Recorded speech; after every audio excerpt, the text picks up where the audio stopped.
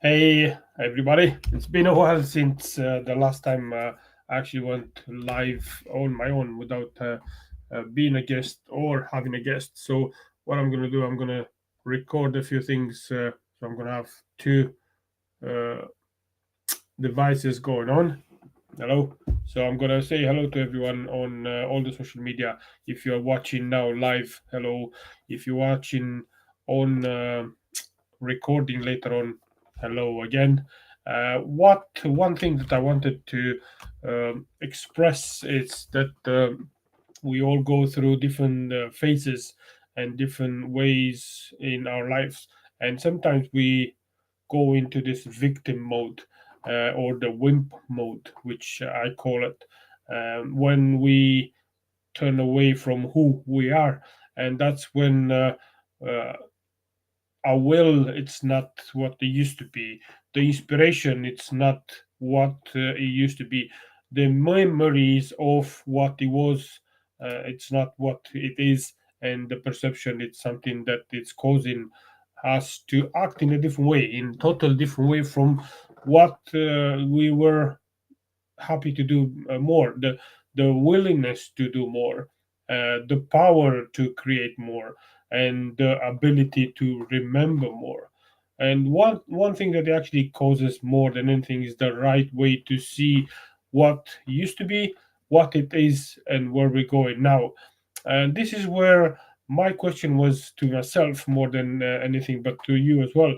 What habits do you hold, and are you aware of the difference between what you know and what do you do? Because that's where the difference is, and it's all about the things that you think, the things that you do, and are you aware of how big this gap is between the two? What you know and what you do. Because consciously or unconsciously, that's where your mind is playing, and that's most of the time, 95% actually of the cases where the results are based on what happens on the unconscious mind rather than consciously. So, if we continuously gather information, we continuously create new behaviors, but not necessarily we are aware of what happens. And like Bob Proctor said before, our actions and behaviors are mainly led by our habits, which is a form, they form a paradigm. And our thoughts lead to our feelings, which lead to our actions, moving into the results that we get. So, what this has to do with finance, you will ask? Well, kind of everything, because how you perceive your environment, it's how you see the opportunities or the challenges in your business. And our environment, it's affecting us more than we know, as we're not even actually aware of how this actually affecting us, and we are not aware because the unconsciously we don't realize all the things that are happening, the people that are around us. And I've been through that journey, and I was surrounded by the wrong environment, the wrong people, the wrong um, information.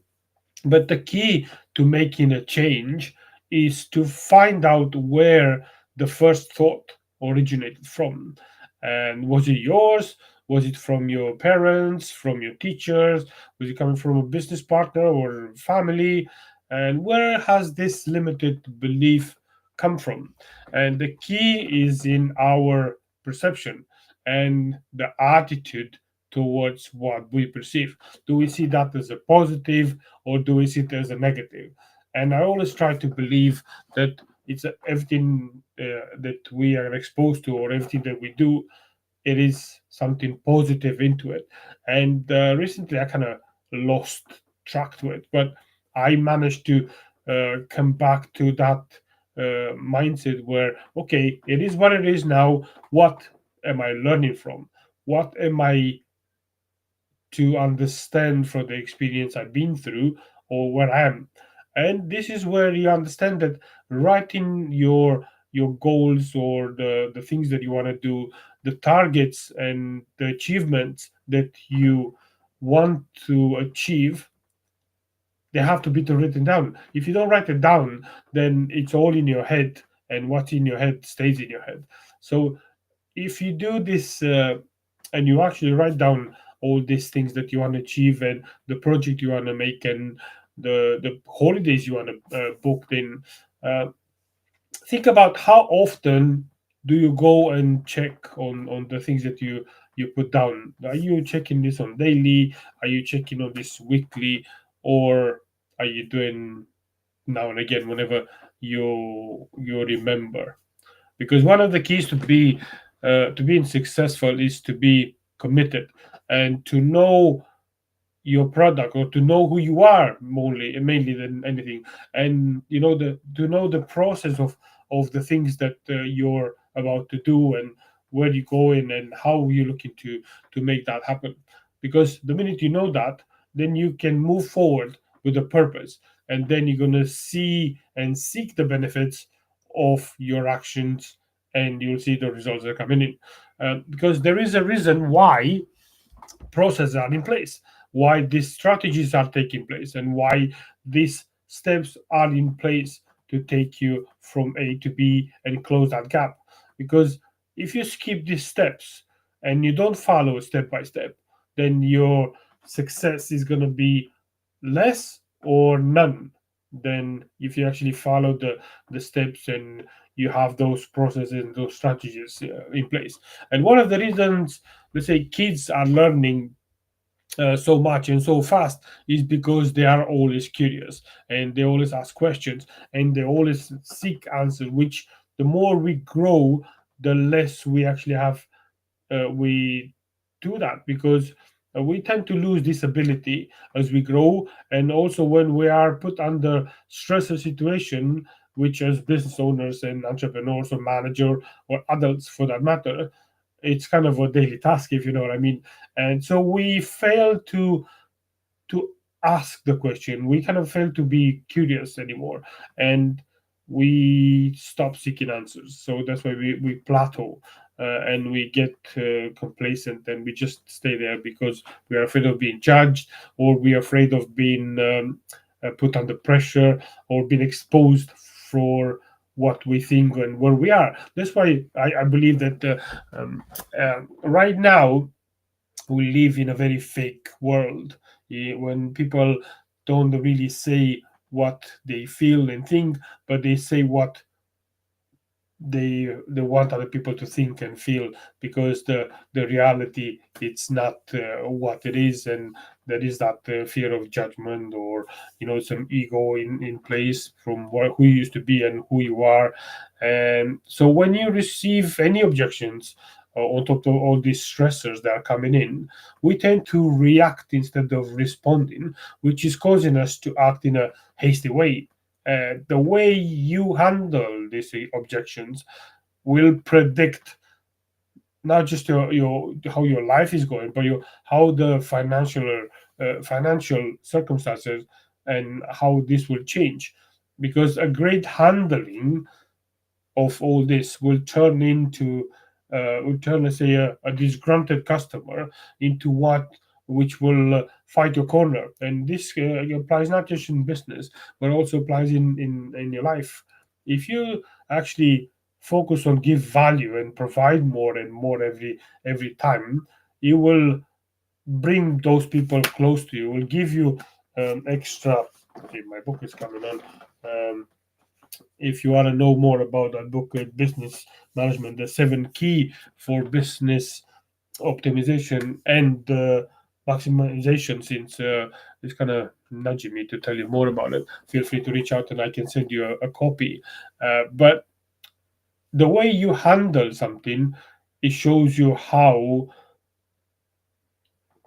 things they're going to come back to you. Because if you come from that point of understanding and providing value, and give more than you expect or don't expect, and just give because you're a giver, people will start fighting your corner, and people will start uh, talk about you more, because you give that value. You go there and you lead in those battles rather than anything. And agreeing and being positive with people and your customers is crucial, because your customer retention and creating those relationships and build those relationships, they are very important, and also applies in your life, in your organization, in your team, your staff. Therefore, it is important to approach everything with an open mind and from a place of gratitude and greatness. And yes, I know, some staff or some people or customers can be quite a handful, but that's the charm. uh, See this as a great way to find the best solution that is always there when you ask the right question. And asking the right questions is crucial. So coming from a place of service, value, having the right attitude is crucial to your business, but also to your mental well being, because you can stay in that victim mode, but what gain you will have, what you will gain from that by uh, your will to do anything will be less, your inspiration is going to disappear, your memory is going to start playing up. I can tell you that from my own experience.